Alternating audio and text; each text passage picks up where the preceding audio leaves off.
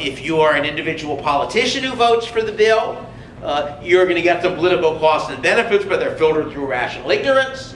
And again, most of the costs and most of the benefits go to other people.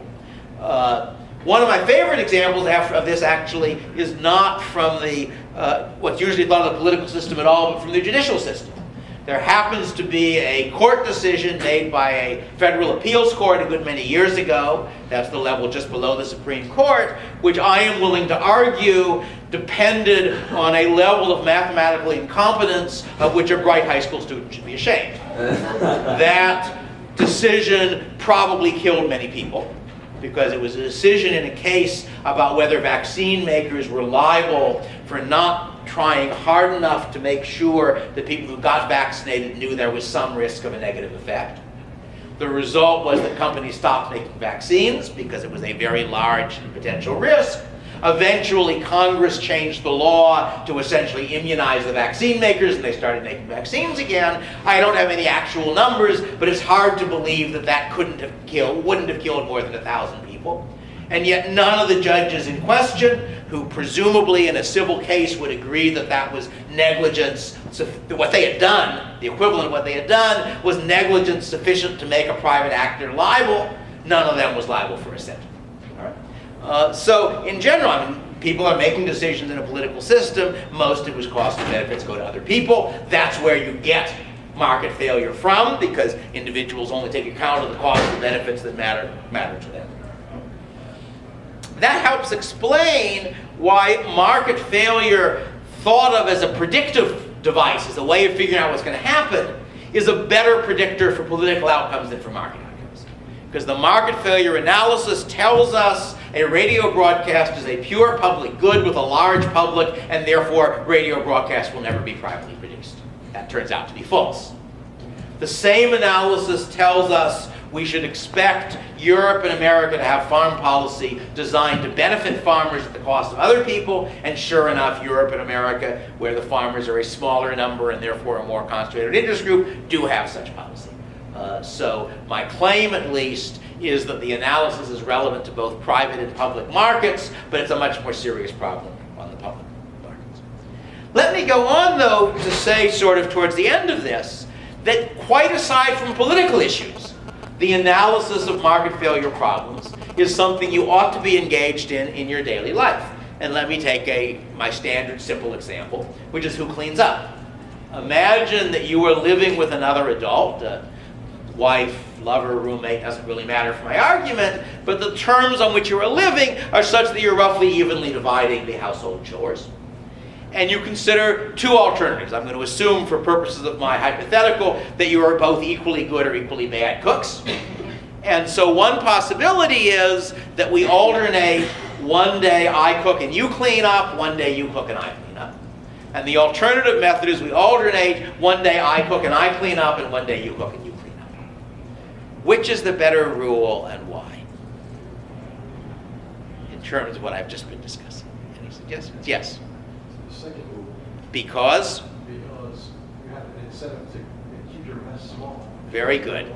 Very good. One can distinguish by the answers to this question those people who have and have not cooked and cleaned up.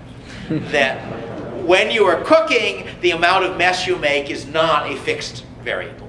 That you can decide, I've got this really good one-pot meal, so I'm only get one pot dirty. You can say, well, I need a frying pan and a pot, but while the water in the pot is coming to a boil, I can take the opportunity to clean the frying pan, which I used in the previous stage. If you know you've got free cleaning services available from your roommate, you've got a temptation wherever it's less trouble to use one more pot.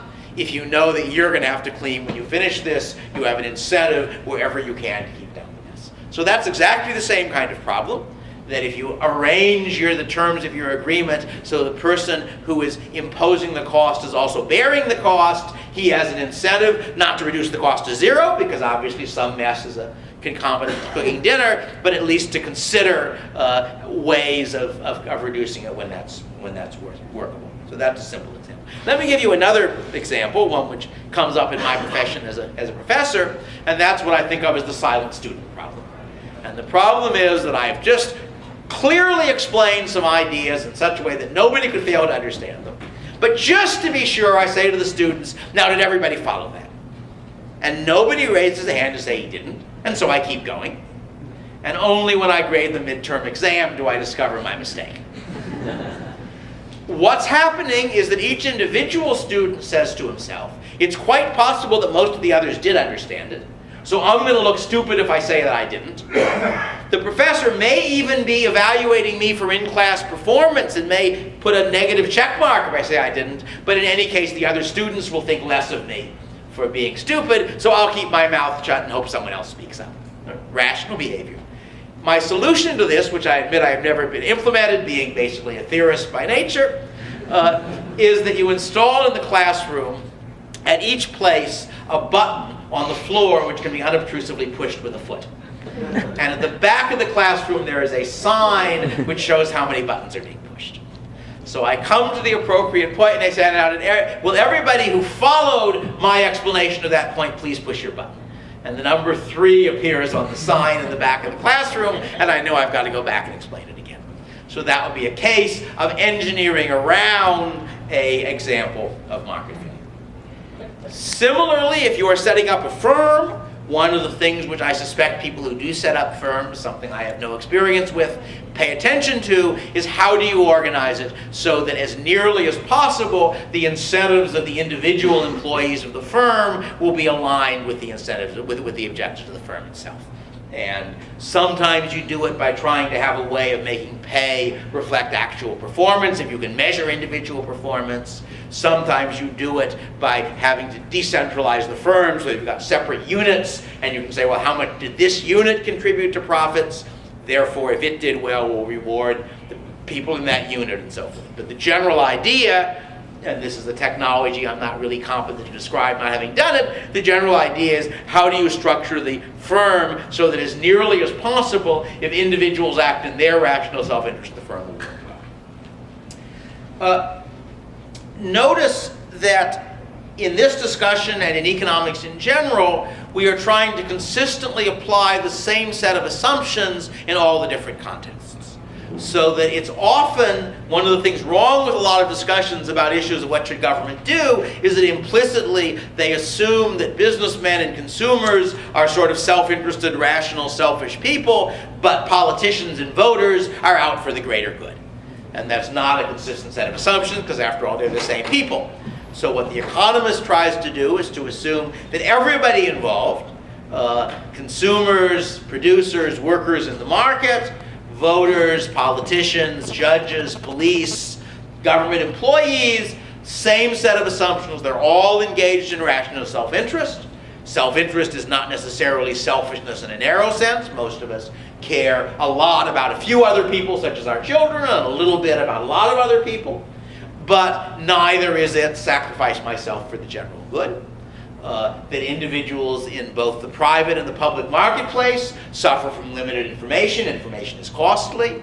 And that therefore we apply the same analysis to all of them and try to consistently get a result. One of the major changes in economics in my lifetime was the introduction of what's called public choice theory, which Jim Buchanan and Gordon Tullock were major figures in, which was the idea of analyzing political systems as if they were private markets, of applying the same economic analysis to the different rules of the game that make up the political system.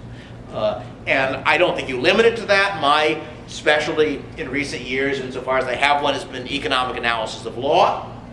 And I want to assume that criminals are rational, I want to assume that victims are rational, and I want to assume that cops are rational.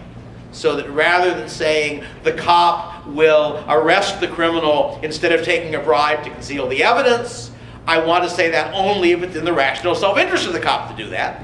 And you want to think about how you set up institutions so that it is.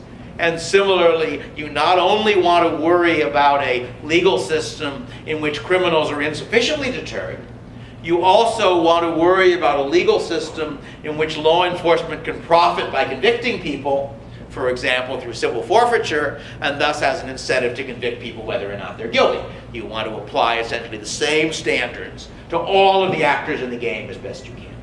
And that's what economists try to do.